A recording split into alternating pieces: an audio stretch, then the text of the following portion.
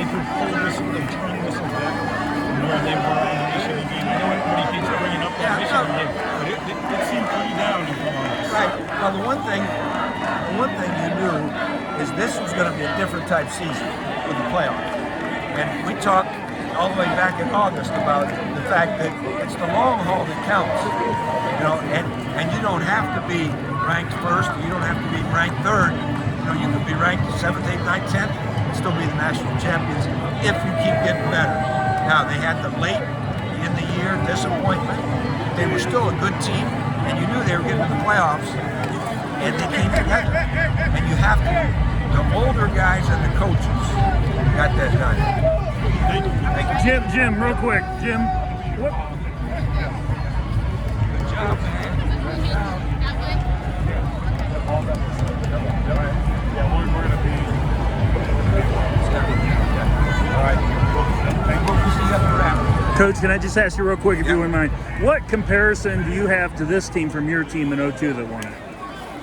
You know, it's a whole different world because this was a playoff, and this was a team that had some adversity with a couple losses.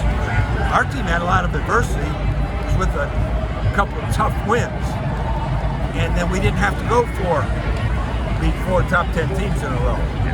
And so, very different, but one common thread they both had is they both had suffered in years prior.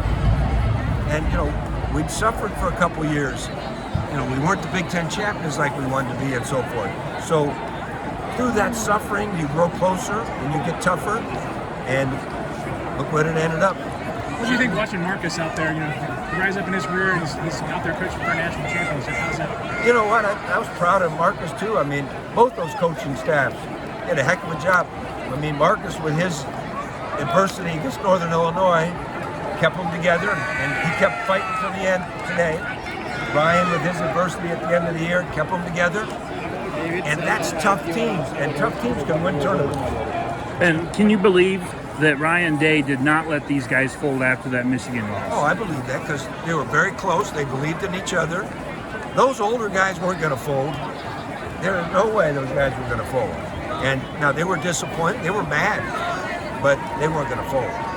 When you look at this new era of football, obviously, you know, collectives and all this stuff. You look at how Ohio State is positioned with their gene and their loss now. What is it about this school that puts it in a place to compete for national titles? You know, we're very fortunate. We have a lot of great football players in Ohio. We have the ability to attract people from all over the country. We have an unbelievable fan base, the tradition, you know. I think no one has won more games this century than we have. Like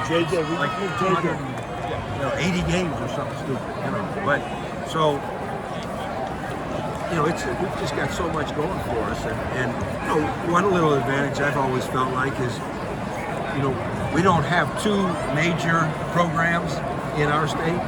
Like some people have to fight over the players. You know, everyone is a Buckeye fan, and you know, so. But anyway, it's always been a great place, and it always will be a great place, no matter what the rules of engagement are. Whether it's the old rules or the NIL or the portal, Ohio State's always going to be good.